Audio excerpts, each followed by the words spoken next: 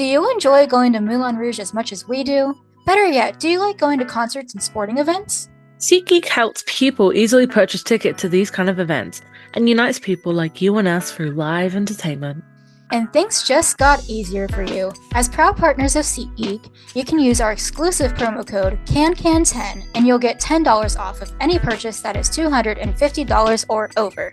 Hey Lily, you've been eyeing up that can seat for a while now. You're so right, Jules. I think I'm gonna go purchase it right now and use our code for a discount. Do you want to join? Hell yeah. Again, that's CANCAN10 to get $10 off of any purchase that is $250 or over. Only valid for your first purchase. Hey guys, it's your girl Lily here, one half of CanCan Talks, and I am here to tell you about our Patreon page. You don't know what Patreon is? Well, it's a platform to interact more with you guys. We post a lot of content on Instagram, but it does limit what we can post. For example, video length. Patreon allows us to post full-length videos of our episodes, as well as other cool things as a way to get to know us. You can sign up for a free subscription, you heard me, free, and you can view the full-length video recordings for a portion of our episodes. You can also join us for just $2 a month, and you'll have access to every full-length video recording, including the episodes with our special guests. We'll also be posting other fun content such as polls, exclusive updates on our upcoming guests, and so much more. Who knows? Maybe we'll live stream and let you guys see how we record an episode. Honestly, as a visual learner myself, I would love to have access to the video recordings of some of my favorite podcasts. So if you're like me, don't wait to sign up. Check us out at www.patreon.com/CanCanTalksPod and sign up for your free or $2 a month membership now. Again, that's www.patreon.com/CanCanTalksPod, linked in our episode description.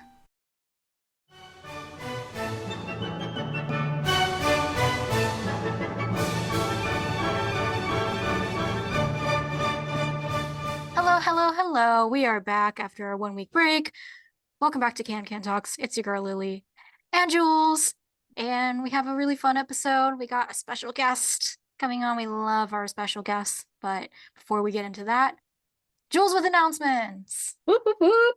Okay, so a few announcements this week. So if you've been living under a rock, I'm going to tell you about some people who are coming in and some people who are leaving. So Raul left us last week, and I'm still upset for the second time, but at Rouge it's never goodbye.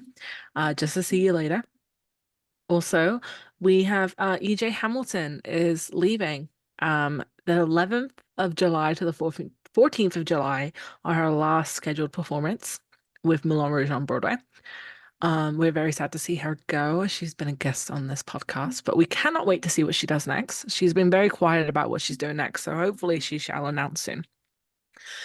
Furthermore, we have some new people coming. So we have someone who is joining us is Brooke Taylor. She is going to be the new heel.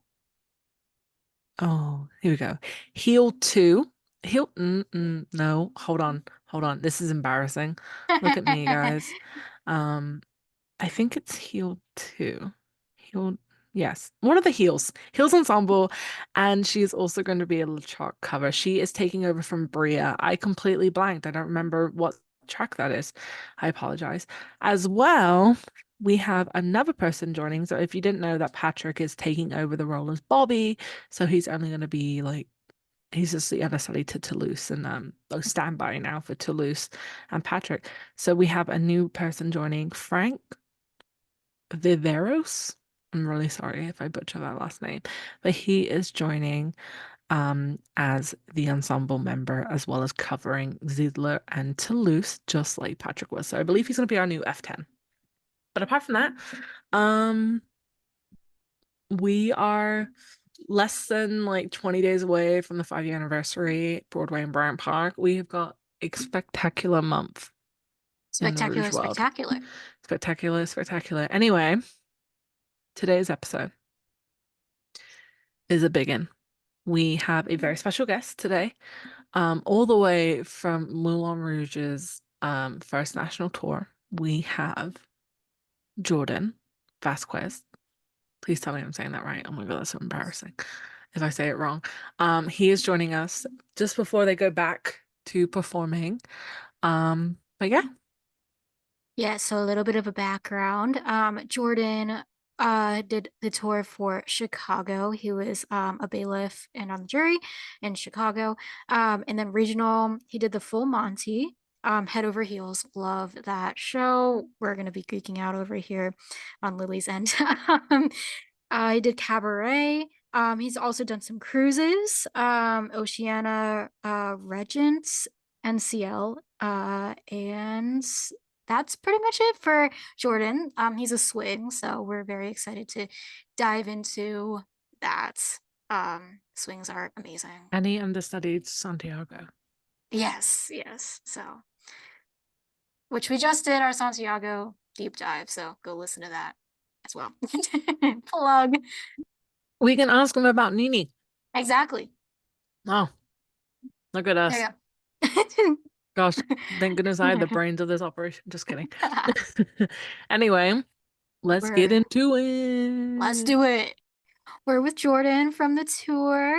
Hello. Hello. Hi, Jordan. Thank you so much for coming on with us. We are so excited to have you just before you go Absolutely. back to tour. So it's been nice I to know. have your little break. Yeah, we've And got this free time. Let's use it up. exactly. So we're gonna start the interview with the first question we normally ask is what is your audition story like for Love it. your Oh, Broadway? it was quite a long one. I had just left the Chicago national tour. I had done that for like maybe 9 months, and I hadn't experienced an audition season in New York. So I really wanted to leave the tour and go back and try and catch a bit of the audition season, maybe book some work for summer because the Chicago tour was going to South Korea, and I knew that I wasn't going to go to South Korea because I couldn't take my dog, and it was hard finding people to help watch her. So I decided to go back to New York, and it was a hard decision, but by the time I got back to the city, it was kind of a no-brainer that that was where I needed to go because as soon the like first week back in New York, I got an audition for the Moulin Rouge Broadway show. And it was my first time going in. Little did I know that like it wasn't for the actual Broadway show, it was for the boot camp that they do, which I think you guys know about, right? So I was thrilled. I had already worked on the material because I was like so desperate to learn anything Moulin Rouge. So I was going in feeling really great. Coming off of the high of the Chicago tour and feeling very successful there because that was my first national tour. And went in, did the audition, got called back to sing, got called back to do the partnering section, which I mean, I had seen the show maybe twice by that point. So I don't think I was familiar enough with the material to be like, yeah, I know the Roxanne like partnering section. So I went in totally blind, and what's wild, which is not the case for everybody, I find that like the partnering section of the audition is a lot more fun for me as opposed to like the solo dance audition, just because you get to work with somebody else and like there's two people there, like learning the choreography together at the same time. I found it really fun. A lot of people find it maybe a little unsafe or like scary, but I really enjoyed it. So we did that was like a full day. And from there, there was no like second day or like another audition that we had to go to. And I got a call like 2 weeks later asking me if I'd like to do the boot camp. And I was like, oh my God, absolutely yes. Um, because I know that with past boot camps, typically it's not the case for everybody, but like that does kind of guarantee you a job. And this one was double cast, which they have. It was the first double cast that they've done, and as far as I'm concerned, they're not doing another one right now. Like they just finished a boot camp, but it was only a couple of heels that were double cast. So there was 24 people in the room. 20. There was a lot of people in the room, and we were all kind of like unsure what was going to go on because we had I don't know, you were watching someone else do the same part as you. So like in a way that could have like um, allowed an environment of maybe, competition or a bit of hostility, but it didn't. It was like so chill. Everyone was so supportive of each other. There wasn't competition between the two casts, which, sometimes happens in music theater or just in life. And it was a really awesome room. We had so much fun, learned from Nancy, learned from Camden, learned from Raul, learned from Amy. Um, we got to work with David Ratura a bit. Um, and I felt like on top of the world leaving that boot camp. And I was like, here we go. Gonna get my call in a couple of months. It's gonna happen. I'm gonna book this job. And then 8 months go by with no word. And I was like, okay. Started seeing people go in from the boot camp to the tour, a few to Broadway, which was really exciting. So I was like, it's gonna happen, it's gonna happen, it's gonna happen. Um, but I started losing hope. And then I think November rolled around and I finally got my call of availability. And it wasn't what it was for. And they were like, if you're interested and available, we'd like to have you come in and audition for Santiago. I was like, like actually Santiago or just coverage? It was just coverage, but I had already worked on the material in the boot camp. David had already coached us on it. Nancy had coached us on it. We had already recorded like the full tapes. And I went in and did the same material. And I felt great with it because I honestly had 8 months to prepare it. And I had already performed it multiple times in the rounds with the boot camp and the first auditions.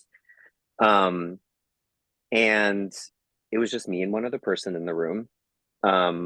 Of course, we had like Mia DeWeese and I can't remember the other girl's name. She's on Broadway right now and so fierce. Um, but I partnered with Mia for like the Nini Santiago partnering, and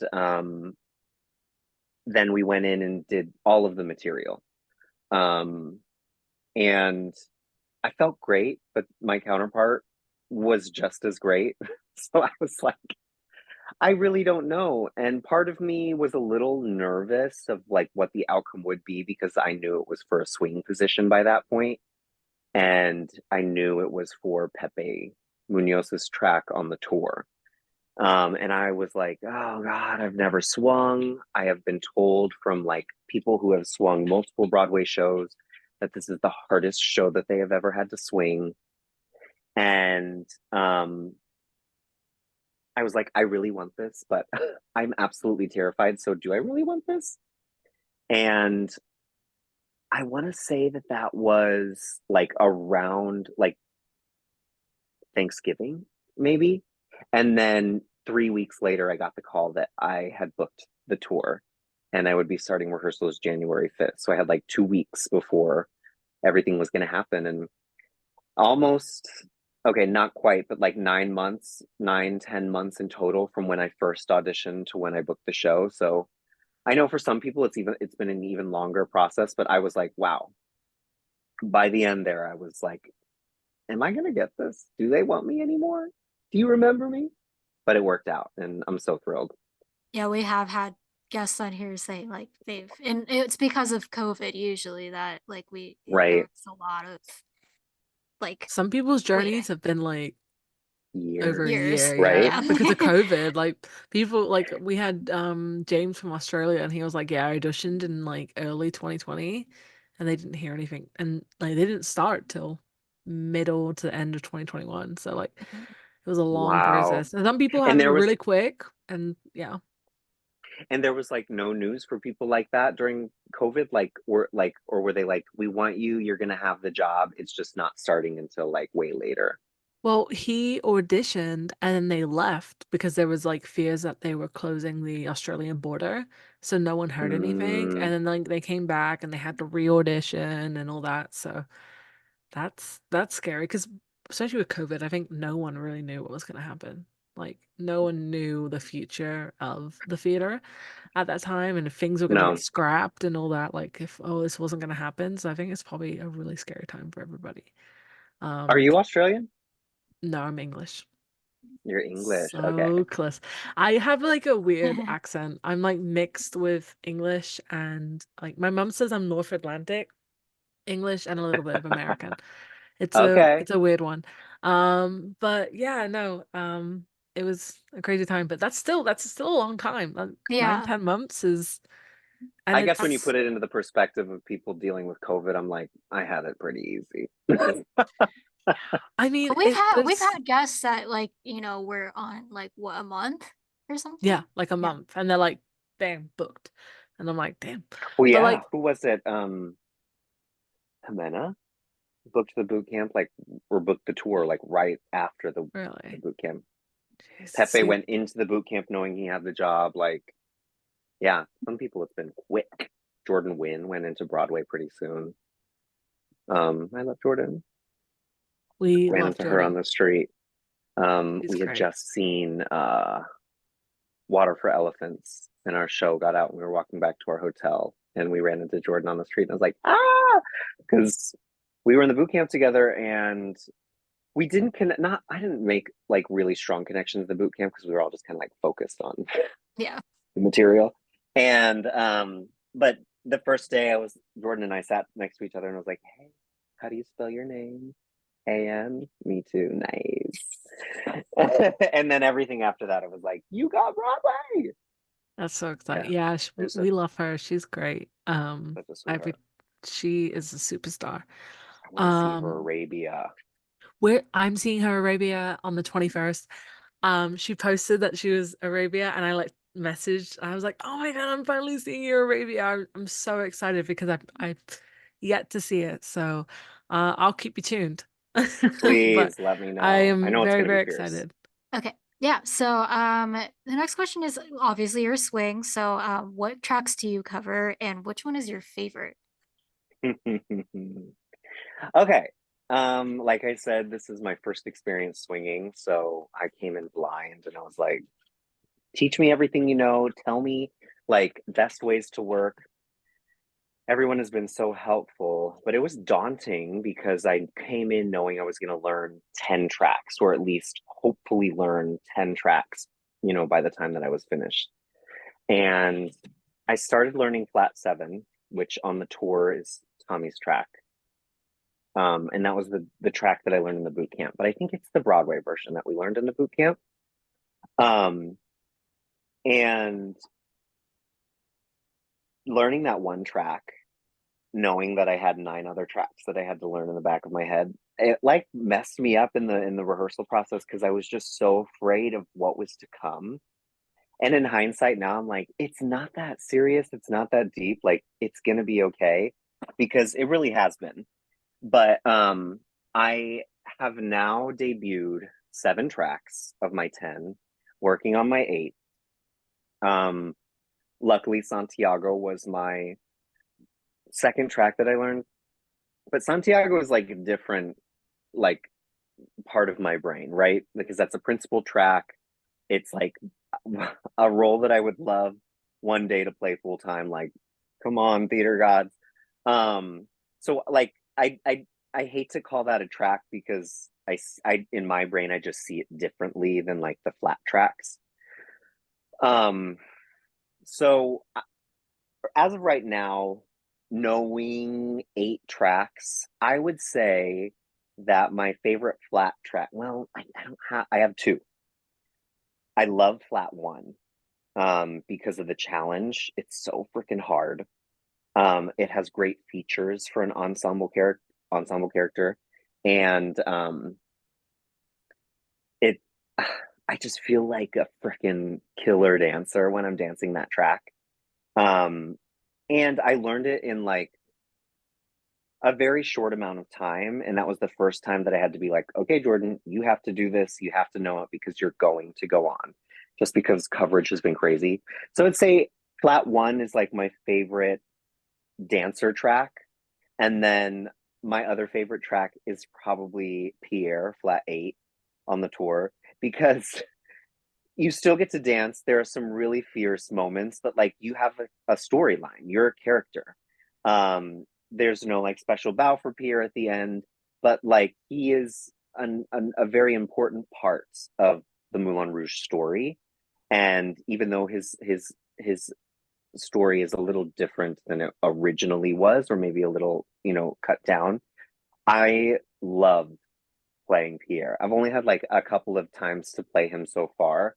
And I'm really excited to continue to play and explore that character. Because honestly, I will say right now, I have not been able outside of Santiago to play with characterization of each flat in each track that I go into. I'm honestly just trying to like be on my mark,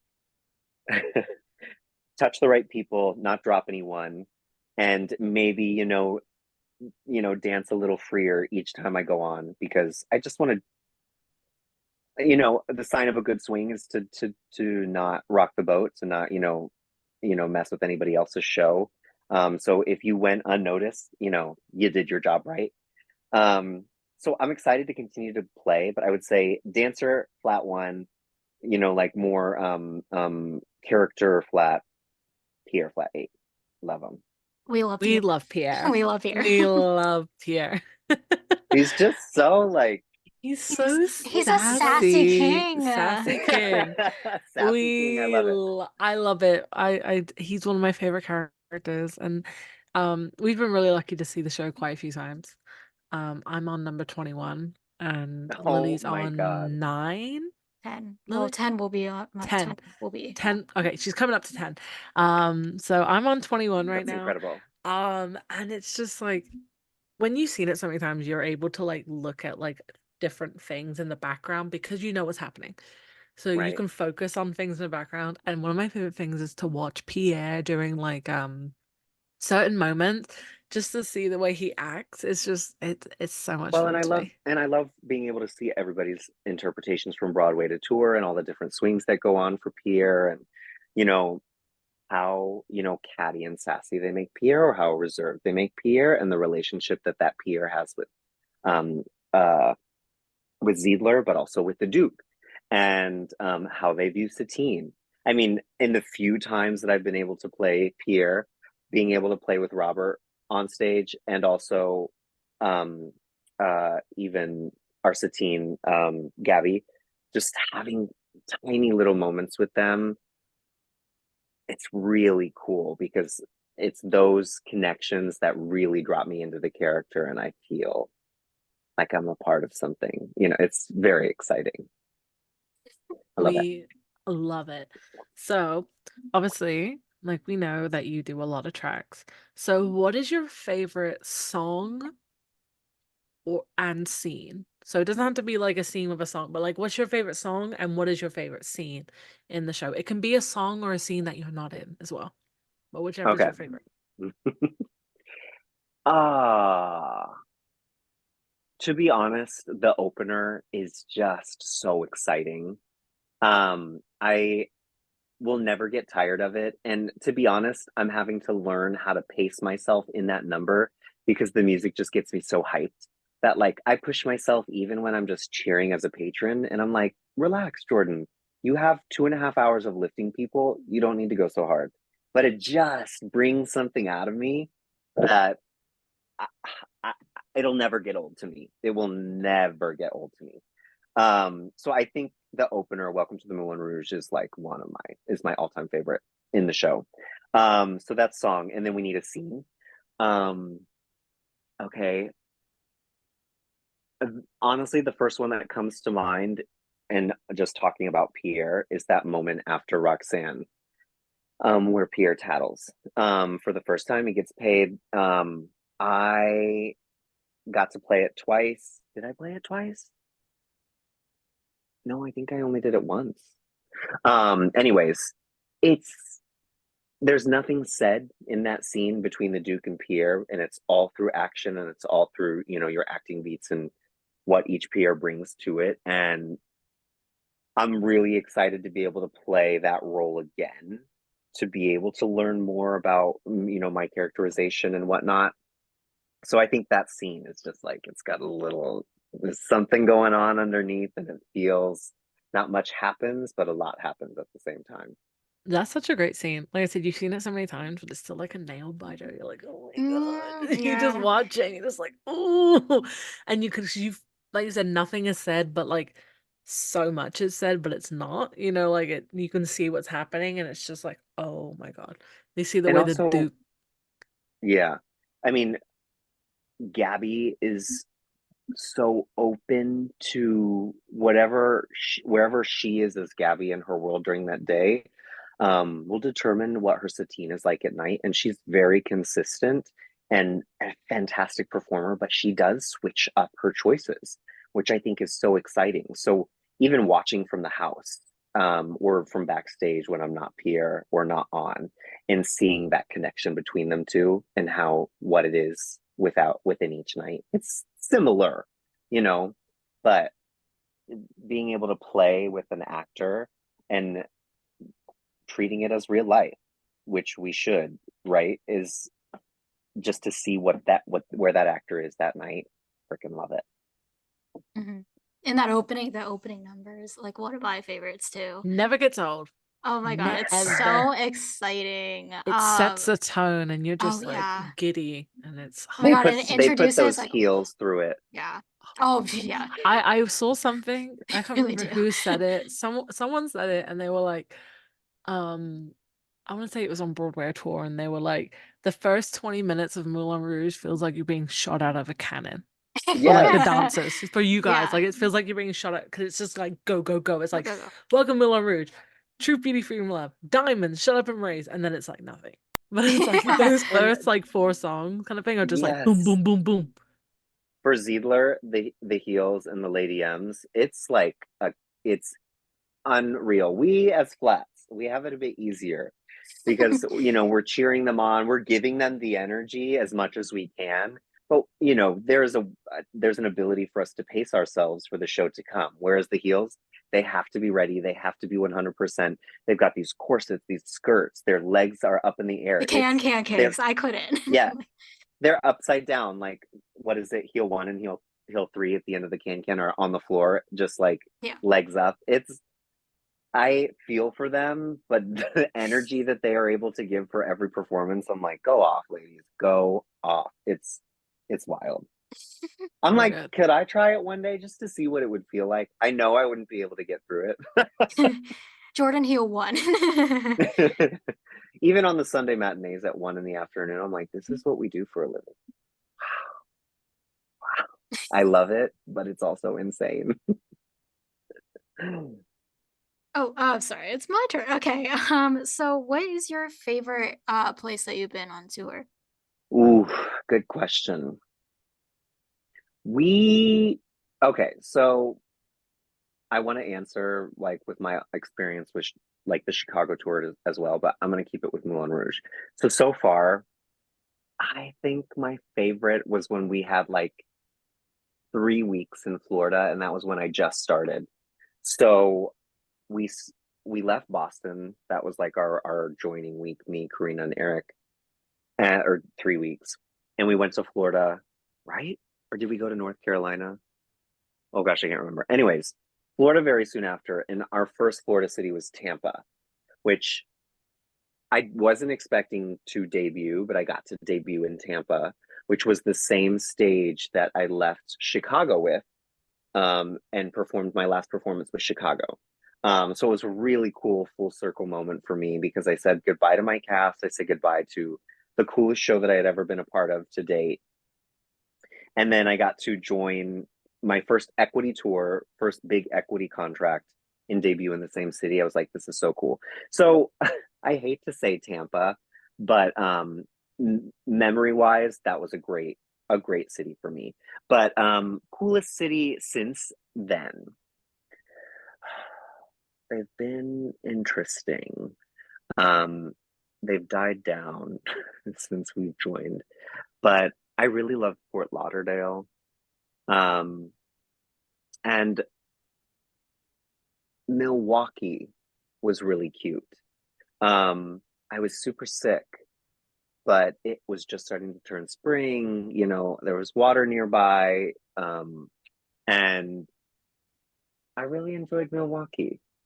These cities so far have not been like thrilling. They've been very cute, and I love the downtowns. I've had a great time. Oh, okay. I'm going to give you a final answer. Omaha, Nebraska. Surprisingly, because of the downtown. Never would have expected it. No one told me anything leading up to it. but they had just in the past like 10, 15 years, I think, have updated their downtown area. And we were right across the street from the theater and like a short minute walk to a bunch of restaurants and bars and coffee shops. And it's just really cute, good vibes, chill, best tiki bar in the US there. So if you ever go to Omaha, fully recommend. What is it called? Oh, I can't remember, but the tiki bar is unreal. Highly recommend. So all of that to say, final answer, Omaha, Nebraska. We'll keep that in mind. Noted. Yeah, compared to like last summer, this summer's tours, you guys are going to a bit different places than they were like last summer, so it's definitely a bit different. Um, Well, I my don't want to like discredit any city. They're all great. There's all something You cute. can discredit Florida. That's what I live in, and Is that where you're at right now?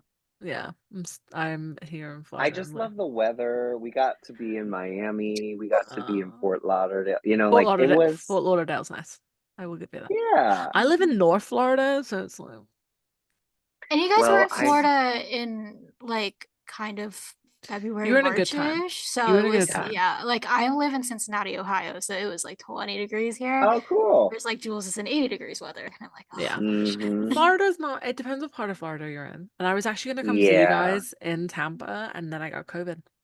And then I was like, No. so I was gonna come see you, and then the week afterwards I flew to London for a month. So when I came back, you guys were like all the way in Fort Lauderdale, and I live right at the top of Florida. It's like 9 hours to Fort Lauderdale for me, so that I couldn't Oh, go. is it? Yeah, Florida's I such live a big right like I state. live in Tallahassee area, Okay, so okay. all the way up north.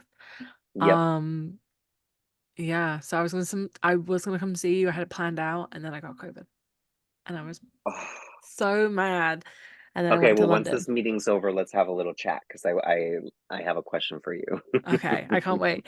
So my next question is, what is your favorite costume to wear in the show? Oh, okay.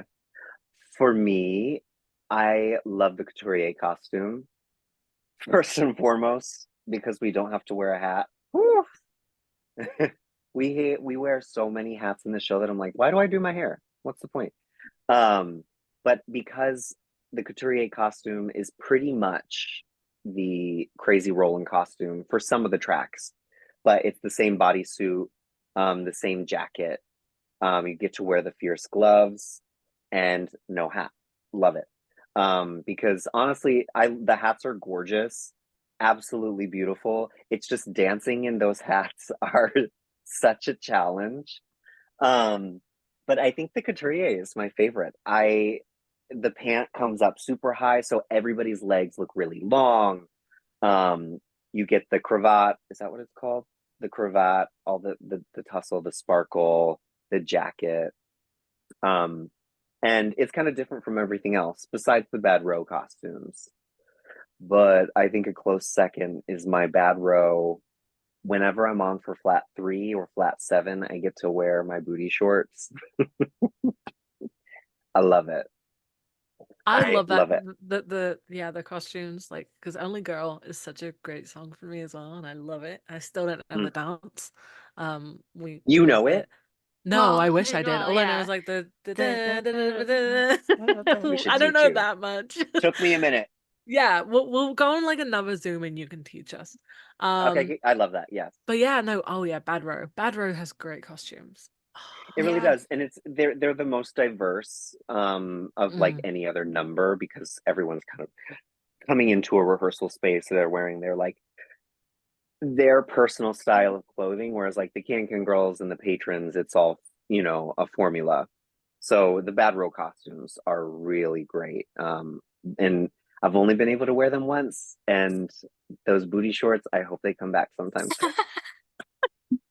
Yeah, the flat seven costume. I love the flat seven Yeah. costume. The blue Uh-huh. shirt and like you said, the booty short. So Oh cute. yeah. Yeah. Yes. Adorable. We love it. Oh my God. Yeah, so okay. So do you have any pre-show rituals? Mm. Okay, so when I'm a flat, um, I kind of do a light vocal warm up like at home in the shower or like once I'm steaming at the gym, if the gym has like a sauna or anything. Um, I always try to go to the gym every day, even if it's not for like a lift or anything, but just to move my body so that I can get like a full warm up in without having to rush at the theater. So even though that's like hours before we have to be at the theater, it kind of starts then. Full, jazz class warm up, got to get these bones moving. At my age, I'm not that old, but your body definitely does take a hit after a certain time. And this show really does put your body through it. So um, once I get to the theater, if I don't already have a coffee, I've got to have a coffee. Um, and I always have my singing straw with me. Use it every day. Helps so much. But really, once lift call is done, I have to make sure that I get my shoulders right. So I do like a quick like 5 minute shoulder warm up. Thank you, Maddie, and like all the PT that I've had in the past to like teach me what I need to do. I have a shoulder injury from Chicago, so like that is paramount. If I can do anything before the show, I have to get my shoulders ready. But with half hour, and depending on the track, if I have to be on for the pre-show, like get that makeup on my face and get in my costume. And I try to get to the gondolas like 5 minutes before just to get one last little stretch in. And yeah, coffee, shoulder stretch, hopefully survive lift call. They're so safe. Everything is great. It's just as a swing, remembering who you're partnering that day, remembering what lifts you have to do depending on the track. It's always just like that's one of the hardest things to get through just because it's quick. It's always safe, but like your mind is just working a mile a minute. And then shoulder warm up and we hit the stage. A couple of plies just to get those knees warm. Oh my It's God, all yeah. about like, I don't care if anything goes wrong, as long as my body feels good going in, the show will be okay and I will be okay. And my track sheet and videos. Hey, you're better than me. I'm 25 and I watched the people on stage. I'm like, oof, I couldn't. my back. I'm dealing I'm like, with a my knee back could injury. never. Yeah. I'm dealing with a knee injury right now. I have patellar instability. I danced Oh, for 13 years and wear and tear yeah. just did that for my knee. And Mm-hmm. we're dealing. It's gotten really bad the past couple of weeks. So I'm doing a lot of PT exercises, going to the gym, making sure it's all, you know, hopefully Well, be able to strengthen whatever I need to strengthen.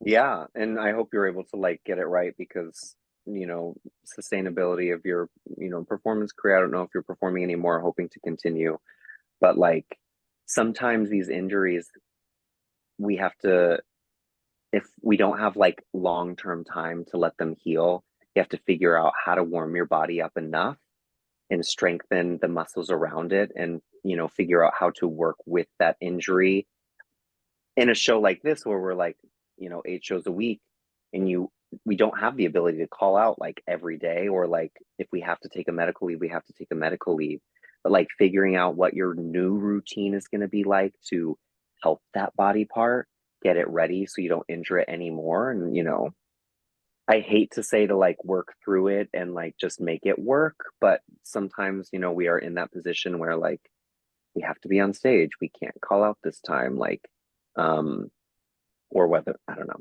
It's such a challenge to figure out the balance of it all so that you stay safe, your partners stay safe, because we longevity. We want to be able to do this for a long time. And I know for my shoulder, for a while, I thought it was going to be something that I had to live with for the rest of my life, and it was just going to be pain forever and ever and ever. And I haven't had to have surgery yet, knock on wood, and I hope I don't have to. Um, but luckily, with the help of all the PT that we have available on tour and just in my personal life, figured out what I need to do to keep it right. And our PT Maddie has helped me so much. I love her to death. Yeah, wow. Yeah, I mean, injuries are not fun. They 10 We are. out of hate 10 them. would Why do not our bodies break recommend, down? right? 10 out of 10 would not recommend an injury, 11 out of 10 would not recommend. right? Okay, so if you could be any character in the show, any character, it doesn't matter on the gender or anything, who would you want to play?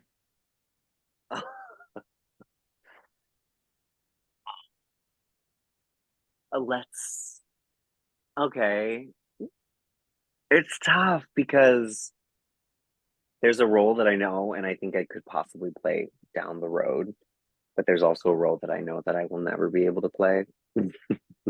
So, I mean, I have to say it. I freaking love Satine. I want to play the dying whore. Don't we all? Don't we all? Yes. Don't we all? I mean, to be honest, after, being obsessed with the film growing up and, Mhm. you know, I love Nicole Kidman with all my heart. I think she's so beautiful, so elegant. She's one of the reasons why I fell in love with, the movie in the first place. And I don't want to take that role away from anybody. I know I'd never be able to play it, but secretly, I think I'd be a fierce teen. But if We'll we're talking manifest. like, yeah, Yeah. come on, casting. Don't you see it? No, but I think like realistically, a role that I think I could maybe play at some point in my life down the road, or I would love the chance to play is Ziedler. Um, there's just so much to him. He's, the best papa in the world. He's like the fiercest leader of the Moulin Rouge. He's got that passion and desire to keep things alive, and there's a lot at stake for him with everything that he's created and everything that he's upheld with the Moulin Rouge, and is falling apart at the seams, but he's able to keep the showmanship that he has to be able to keep it alive and like disguise everything that's going on, veer your eyes away from what is actually happening. uh, I think that character is so cool, and he's a little queer. I don't, maybe not gay, maybe he is gay depending on who he is, but like he's so fluid, you never know. And I just think he's so exciting, and he's the leader of the opening number, right? Like he's the face of Moulin Rouge besides Satine. Like he is your man, and I love it. There's depth and showmanship and ferocity that I would love to play. Love you, Santiago, but Love. those are a little far reaching for me, whereas Santiago's a little more my wheelhouse. That's I know I can play that, and I know I love that role so much. But give me Satine. I want to be your sparkling diamond. I would pay good money to see that. I would. Pay Me good too. money. Same. We'd be sitting front row. Front row. We already Broadway manifested backwards. Broadway Yeah. backwards. Exactly. Did you see? Were you on tour when Tyler was on tour? Yeah. Tyler So Eisenreich. we were. Or no, not Tyler Eisenreich. But I do know Tyler Eisenreich. So Eisenreich. we always joked with Tyler because he said he wanted to be a teen. We made, the pillow picture. We photoshopped his face onto the pillow picture, Yes. and we said that August 1st is going to be his debut. So we have to remember on August 1st to post that he's debuting. So we've always joked that he's going to be Satine. He's going to be Satine. I One night only, August 1st. We keep joking about it. That makes so much sense, and I would pay thousands of dollars to see that, I know, right? because after seeing him front and center on the Tonys, I was like, "You are a I force, know. babe. So good."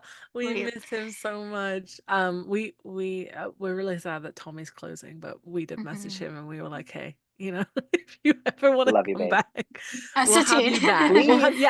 We'll have you back in a heartbeat. We'll find a space for you. Um, but yeah, go ahead, Lily. Yeah. So, this is just for this is for my own enjoyment. So I saw you were in a production of Head Over Heels. I was Oh, yes. also in a production of Head Over Heels. No So way. yeah, I was just like one of the villagers or whatever. Yeah, but Same. like what was like your favorite number in that show? Oh, so Vince Ortega choreographed it for us, and I gotta say, we were able to use the Broadway set and Broadway costumes, which was Ooh. really cool. Because Gateway does a lot of they are able to bring in the sets and costumes for a lot of the Broadway shows, like they did with Cher, which I was like, that would be so cool to wear those costumes. Um, but with the Broadway set and costumes that we got to use in the choreography that Vince had set on Get Up and Go. Is that the song? Is that what it's called? Get up and Um, go. Yes, it's hard. That one.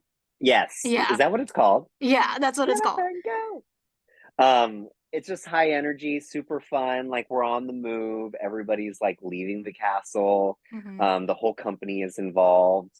And then what happens at the end of that scene or at that song, and what it takes us into. It's just anything high energy. I'm like, give it to me. I want to dance my face off. I want to jump across the stage. I love huge production numbers. And that was one of them. But also, what is the song? Um, it's the one where we introduced with the snakes. Oh, Um, Vision of Nowness. Vision of Nowness. Just because we got to play with those snake puppets, and it's such a fierce number knowing that Peppermint played that role. Um, love that was a good one too. Oh, it was so I've never sad seen Head because Over Heels. You have should you listened to it? Nope. I don't you know should at least anything listen about to it. it. I It's don't know so It nothing about it. is good. so fun. I I mean, you don't get much from the cast album, to like explain Yeah. the story because it's Yeah. the music of the Go-Go's, right? So like you don't really know what the show is about. But with the Elizabethan language, which can be really hard, I just found it so charming and cute and fun. What was so disappointing was that we were like one of the first shows in the season at the Gateway, which is already a hard sell because people, Long Island folk, they're not quite ready to, I don't know, for what was going on. And then also Head Over Heels wasn't a big show that people knew about. And I guess that they didn't advertise enough that it was the music of the Go-Go's, or if they did, I'm not sure if the people of Long Island were as interested. Um, so we didn't have very full audiences.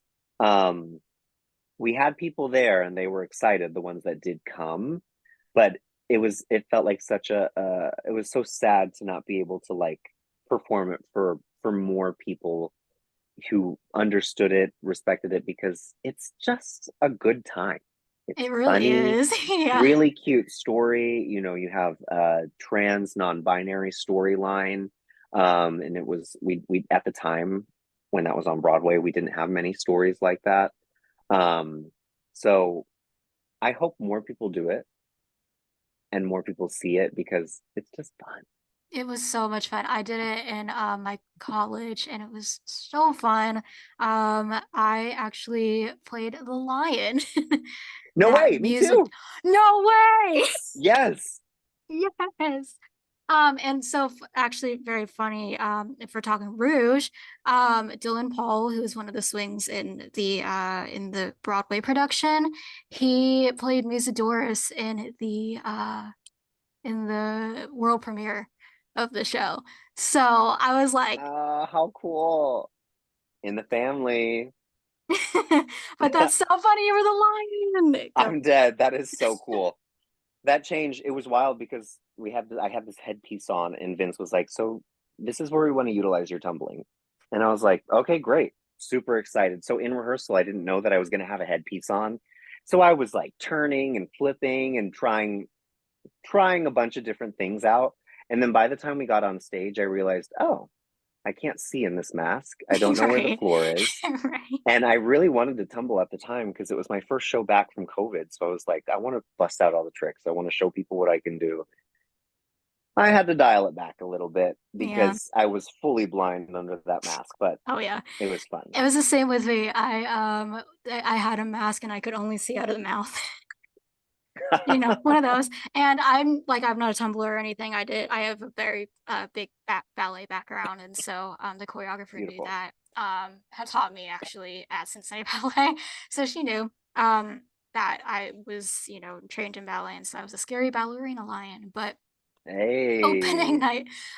night my friend who played Musidorus, basically we were instructed to like take the head off, and then there were like pennies that were weighting down these like streamers of red to show the Yes, blood to show when the they were blood.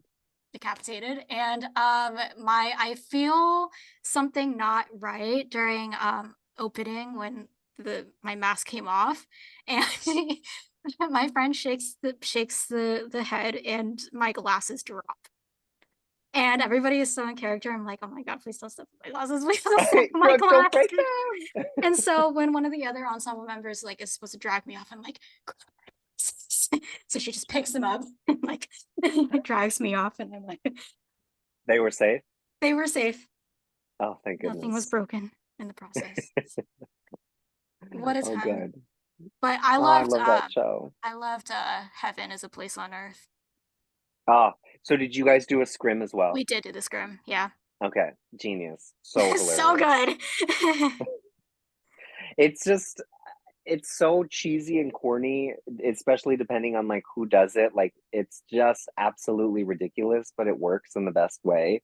And I'm like, a kid in class, like if someone farts, I'm gonna giggle, Yeah. right? Like it's just that type of thing. I'm like, It's so good. It's so good. Everybody was wild because like we performed in front of college students mostly, and so all the college students were wild and over that scene. oh, yeah. Jules, you need to somehow see it. Yeah, it's so good. I think you enjoy Sorry, we just geeked out for a good like 10 minutes. Noted. Noted. it. So question is, and this is a good one. I know you've only been in the cast for 6 months, but what do you think happens after Satine dies? Like, what do you think happens to the Moulin Rouge? Like, do you think it Mm, stays open? Does the Bohemian Rhapsody carry on? What do you? Also, mm. Because Santi and Nini. it leaves open such a big thing when Satine dies. Like, it leaves open this big.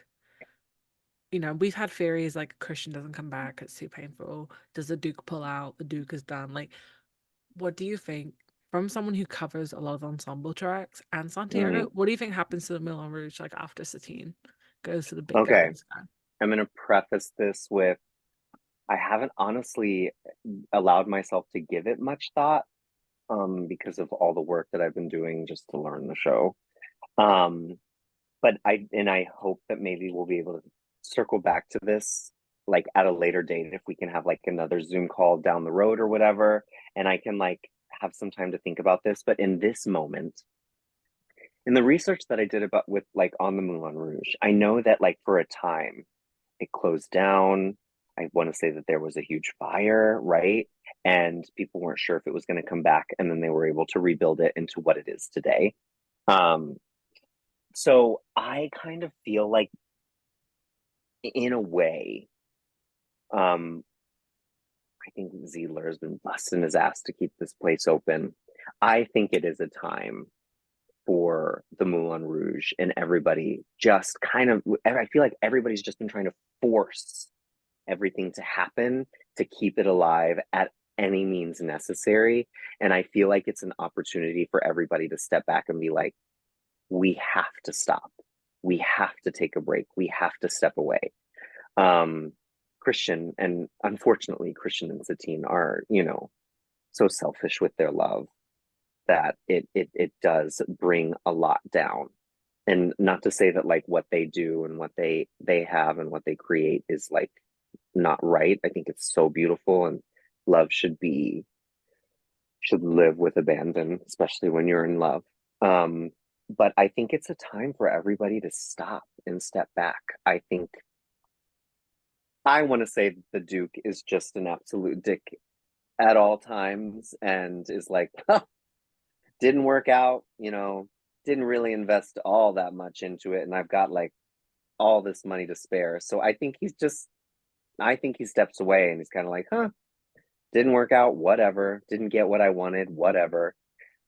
Um, One thing I would love to have or see is like what the Duke was doing during her death, during her funeral procession. Like where is he? What's he doing? How does he, It'd be cool to have him be a part of that, I think, but it's You probably know, for he the better that says he's we'll not. just see about that, but we never never see see about We it. never see. it. We We never never see.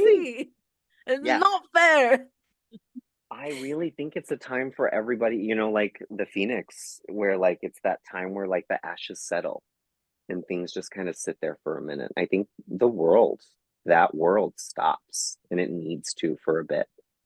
I think Christian, in this moment in my journey with Moulin Rouge, I think Christian probably goes home. And uh, I think Ziedler is on a much needed break. And I think the heartbreak from all of that, because they all live so passionately, um, it allows everybody to reassess and recalibrate what they want out of life and, where they're going to move. I think the Moulin Rouge does come back eventually, but I don't think it's ever going to be what it was before. Probably has to be a little more corporate, right, for it to be able to survive if they've able to be able to live as bohemians. But I think that the death of Satine brings the death of the bohemians in a sense. They can no longer live so freely. I think in their hearts they can, but um, for the world to work and continue, they have to find live a little bit more in the reality of what's happening because death is real. It's serious and like there's no coming back from it. That is what I think in this moment, if that answers your question, with where I'm at. I think I definitely still have a lot of learning and exploring to do. I've only been with the show for 6 months and I'm still just trying to learn my tracks. But I would love to hear your guys' opinion. We Look, we're the Duke's lawyers. We're the Duke apologists. We love the Duke on this You podcast. do. Yeah, we're big Dookie fans. Mhm. He's not the villain. I don't think the Duke's a But villain. he's so sexy. Oh, that sparkly shirt alone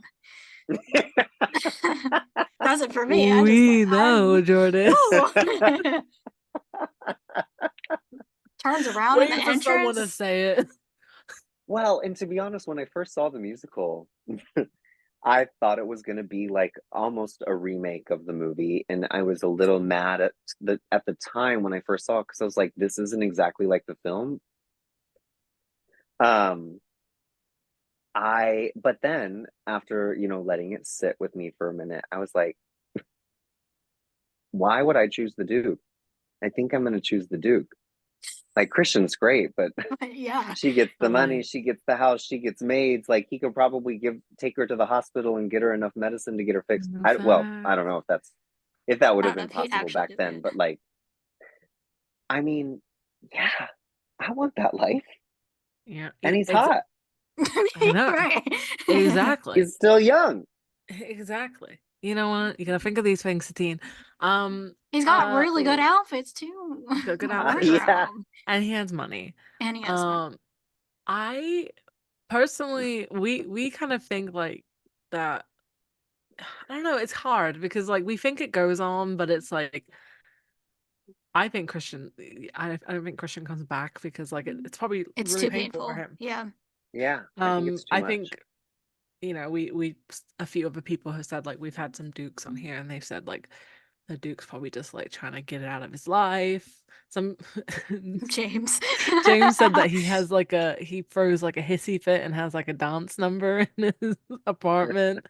But like maybe he Not a just dance number. something stupid. Or like he just tries to get on with his life and Christian is just like, I'm done. I have a theory that my theory was that Aaron to Aaron Tveit, that's the wrong person. Christian. Sorry, Aaron Tveit, Christian, two things. My theory was that Christian was Jack the Ripper in England and then he moved to France. Okay. Um, Interesting. Timeline. because in the movie he's from England and in the Broadway show they made him from America and I was like, Lima, interesting. Ohio. Lima, Ohio. And I was a bit Ohio, shocked. I babe. was like, I thought he was English, but you know what? It's okay. Right. Whatever. But I don't know. You didn't write it. I think he just I think it carries on. Maybe they replace them. but like I don't think it ever is the same as it was. But also, like, I guess Christian is hired into the company by by Ziedler with, you know, Lautrec and Santiago, but it's not like it's not like they're required to be there, or like there's multiple shows going on, or shows like it's an opportunity for them to be creative, but like they're not tied down, Yeah, they didn't right? sign a And contract, you know. really they're just doing it because Christian wanted to be with Satine. Like that's the, you know, um Yeah. Christian loves writing music, but It's all for he's just Satine. there to find himself, right? Like he wasn't planning on any of that. He's just doing it because he loves writing music and he loves Satine. Those things go together. Let's create something for the Moulin Rouge. So He's like, oh, I win-win situation. right, And then I they're kind feel of like thrown in to the situation because of the whole mix-up between the Duke and Christian. So right. they have to like So come like up with it on spot. in a way, everybody gets what they want, but it's, you know, did Christian come to Paris to like become? I need to. I should know this. I shouldn't be having to question this, but like, did he come to Paris to want to become like a famous writer? I feel like he just went to find himself, right? So his intention was to go and leave. So I do think that like maybe if things had been different and Satine hadn't died, he would still be around. But I would think that he would go back. It's too much. Also, like for him to be able to travel like that and live the life that he does, I'm like, babe, you probably come from money. You probably have some money back in the States. To be able to travel to Paris back then, you gotta I have know, right? something. Like, Or it maybe must his be parents nice. cut him off and they're like, if you come back, we'll give you your money. Right? Maybe, yeah, maybe like it's giving like maybe he was like I'm gonna reference it because Lily knows how much I love it. It's like Bridgerton. Maybe he's like a I was just Bridgerton. gonna say that. Oh my Yes. God, I I've never love seen that show. Bridgerton. I've It's been so telling good. Lily, I'm like, you need to watch it. I was like, if you like Gossip You Girl, haven't? you she's not seen it. You got to, No, babe. I It's know. You got to, babe. really great. I just rewatched season 3 with my mum because she hadn't watched it and I've seen it already and I was like you gotta catch up. So I sat there this whole weekend and I watched the second half of season 2 and all in season 3 in 2 days with my mother because she wanted to Nice. catch up and I was like, we're watching. Let's go. Back to back. Let's go. I And I mean, keep telling I still feel like season one is the best, in my opinion, but I haven't finished the second half of the new season.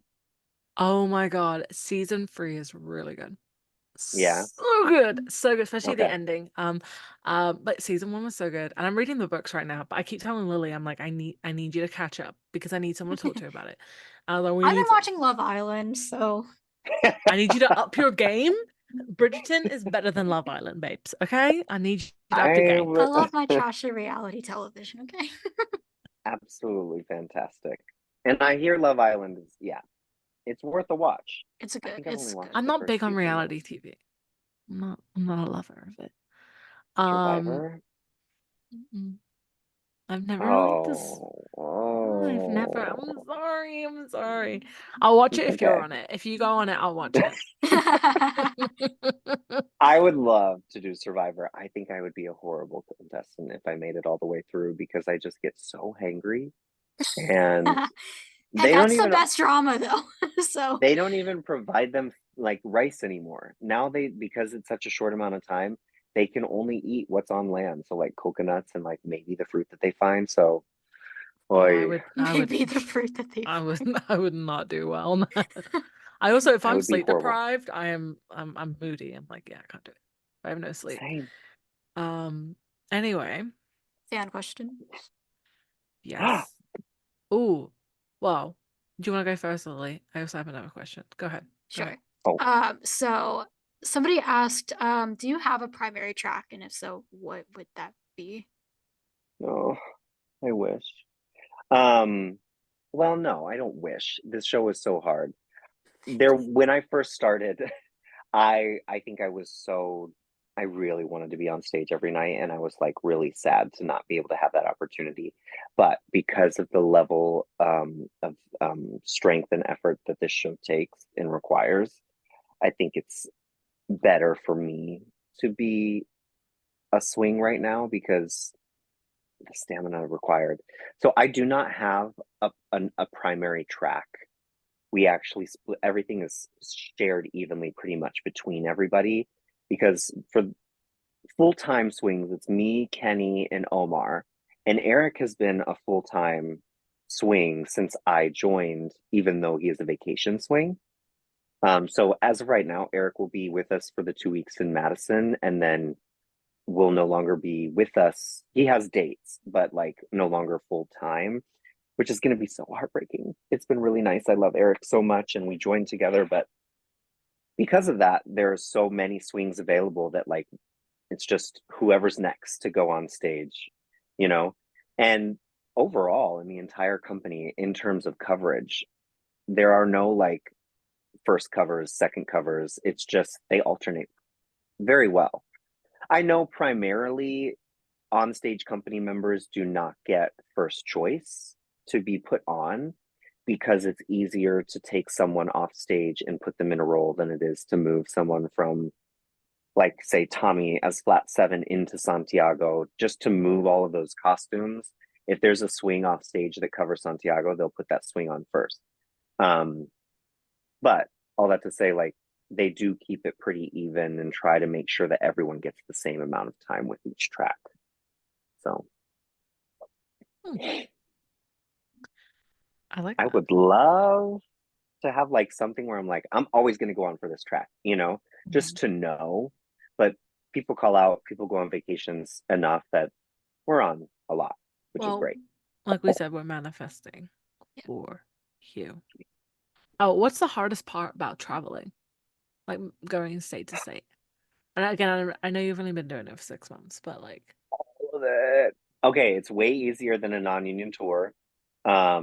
That was brutal. I wasn't able to have my dog with me.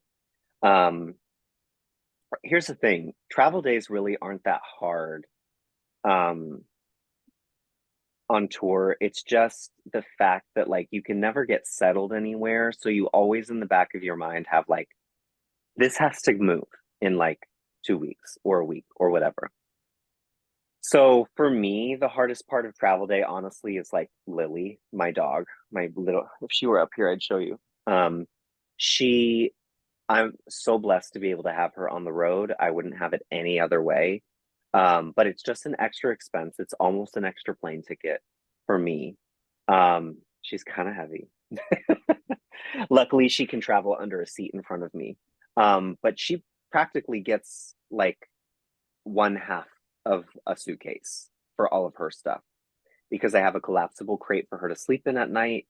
Um, and all of her food and whatnot. And thankfully, we have the trunk that I can put most of her stuff in. But I would say the hardest day is just navigating her, because if it's like a 12-hour travel day and we have like a layover, I have to be able to like take her out and whatnot. So I'd like to think that without her, the tour travel days would be a little bit easier. But then like the pros really outweigh the cons of having her on the road. The cuddles. I love dogs. I Me have three. too. You have three. I have 3 dogs, and they are menaces to society, but I love them. What kinds? I have a Australian Shepherd mixed with a Blue Heeler. He's Pretty. 6. And then I have she's actually asleep on the bed over here. She's like a lab mixed with like, I don't know what else she's mixed. Very labby face, lab features, but she's very small, short. Okay. She's sat over here, and then we have like I don't know what he is. He's a mix, but he's still a puppy, and he is insane. I used to have a pedigree lab. Oh. And he passed away back in December, but he Oh lived till gosh, he was I'm like sorry. he lived till he was 14, so he lived a great life. But he was full Long. bred pedigree lab, and he was Beautiful. the best snuggle buddy ever. He was just like we used to call him Polar Bear because he was a white lab, a yellow lab, but he Yeah. was big. And he was just like a polar bear. But I am a dog fanatic. I want Oh, all the babe, Me me dogs. too. too. I'm like, I Hmm. want all I the dogs. just, I feel so bad because I know that New York is not a great city for dogs. Like having Lily on the road, I'm like, yeah, she hates New York. Let's be real. And I hate to admit that, but uh also living in New York, there are a lot of people that like love dogs, and there are a lot of people that are like terrified of dogs. Even dogs that like aren't naturally aggressive, they are just so afraid of them. And I just assume that everyone loves dogs because I love them. And it's been a hard and challenging reality to be like, oh no, not everybody wants to like be around dog energy, puppy energy, whatever. Um, because if there is a dog around, I'm gonna pet it. I'm going to want to kiss it. Like they can lick my face. I do not care. I want them around at all times. And that is not the case for most. I Um, I do you have a always dog? say I used to when I was a kid, but she sadly passed away when I was like 12, I think. But she's a Sorry. little Norfolk Terrier named Zoe. Mm, And she's like, because I'm an only child, like she's kind of my sister. So grew Totally. up with her. But I love dogs. I will literally like scroll on TikTok or somebody that I know like posts their dog, and I'm like, oh, I don't get baby fever. I get puppy fever. I just want one. and then you get a Absolutely. puppy and you're like, oh my Oh God, God. why did I get a puppy? Right. Because they're just menaces to society. I mean, No, they don't get truly. any But they're better so when they cute. age. I have a They are six so I cute. have a 6 year old and he ate a squeaker out of a toy the other day. And I was like, why? Yeah, Why? And I I'm just want a like, corgi so bad. Like oh, I I like want like corgis. a little loaf of bread. their So cute. butts. They're Their I butts. know. butts. These are I have a corgi squishy plush butts. pillow that I cuddle because I want a corgi so bad. It's your corgi. Yeah. One day, one day. But yeah, Lily, do you have any other questions? I do not. Okay, I think that wraps up our questions. I know we've had you on here for a little while, so thank you for staying with us. I, I've been Um, having a blast. It's been over an hour. I didn't even notice. yeah, see, that's what time flies when you're having a fun time. Well, we appreciate you coming on. That's all of our questions for right now. But like you said, you have to come back again so we can do more of a deep dive on like Santiago once you like get more into the role. Ooh. Absolutely. I would love Um, to do that. And it'll like, it's going to be a great opportunity, especially with the questions that you've already asked me this time, to like kind of really think about and, consider over the next few months with whatever happens. And, if I am able, maybe we'll reconnect if I move to another company, or who knows what will happen. But I would love to chat with you again about what, my God, the questions you please. asked, because it's going to be good for me in the long run too. And we'll probably think of other ones, but we love like we do like our deep dives on this podcast where we deep dive into different characters. And Hmm. it's fun because then you get to explore, like, because it's so open, then you can explore so much. Because there's Mhm. only so much you know from a small chunk of time Yeah. in Moulin Rouge. This small chunk of Right. time, so there's so much that like you don't know about the characters before they got to the Moulin Rouge, or what happens afterwards, or like anything like that. So it's really fun to be able to um sit there and use that imagination in a way and think about like Right. what could have been or what is or not. Right. So, but Because like, yeah. with like, say, I don't know, Wicked, that show is like over the course of multiple years. And Mhm. Moulin Rouge is really only the over the course of like a couple of months. It's Yeah. like 4 months, really. Not Yeah, even that. It's it's like not It's 2 or 3 months. not a lot. It's Yeah. it's very not short. long. So it's a small blip in all of their lives.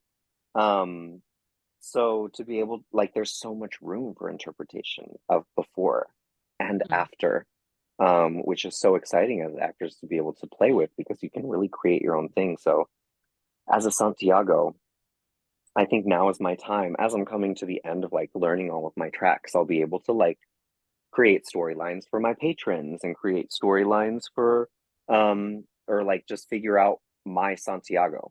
I'm so excited for that. And you guys have inspired me.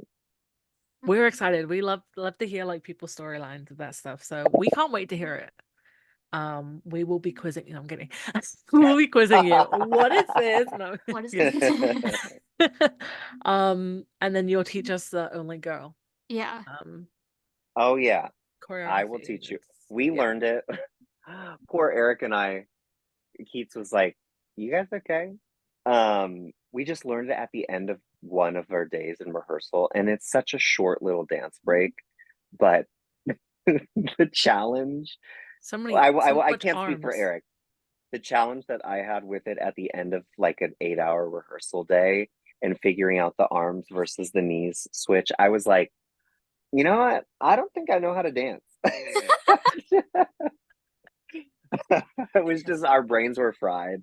There was so much information. We figured it out. And then flip it on the other side. Yeah. Yeah, exactly. Great. But yeah, thank you so much for coming on. Yeah. And Thank you for having me. of course, good luck with the rest, starting up tour again. So that's super exciting. Now you've had some time to have a breather and back on the road. So we wish you the best with that. And like I said, we'll stay in touch. And like I can't wait to We'll hear manifest. your We'll manifest. we'll a manifest Oh my lot. gosh. again. So good at Um, manifestation. Once we like turn off the recording, will it end the meeting? No, No. it just Oh, okay. ends like us recording. It won't end the meeting. It just Okay. ends when we like press leave. Bye. No, Well, I'm kidding. See ya. But we can do that. So Yeah, I would love to. This has been so fun. Thank you, Lily. Thank you, Jules. It's been a blast. thank you so much. Welcome. All right, Lily, let's I will. wrap it up. That was so much fun. That was so much fun. I loved it.